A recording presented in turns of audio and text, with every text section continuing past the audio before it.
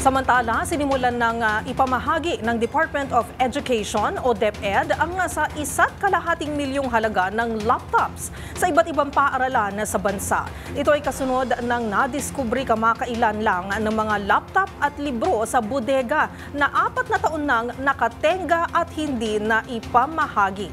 Narito ang buong ulat ni Raymond Dadpaas.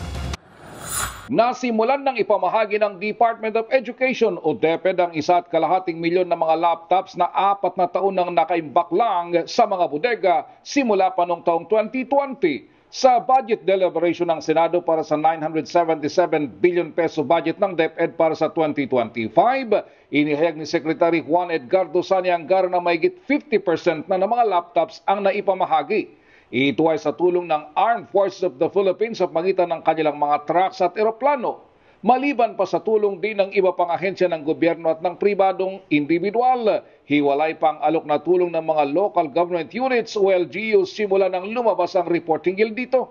Ganun pa man ay nasa 10% pa lamang ng mga malalaking furnitures para sa mga classrooms ang nailabas mula sa bodega.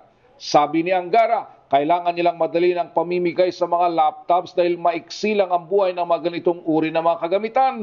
Ang kailangan lang ay i-reboot ang mga laptops para magamit bagamat hindi na katulad ng mga bagong modelo. Paliwanag ni Angara, binili pa ang mga ito kasama ng mga libro noong panahon ni dating DepEd Secretary Leonor Briones.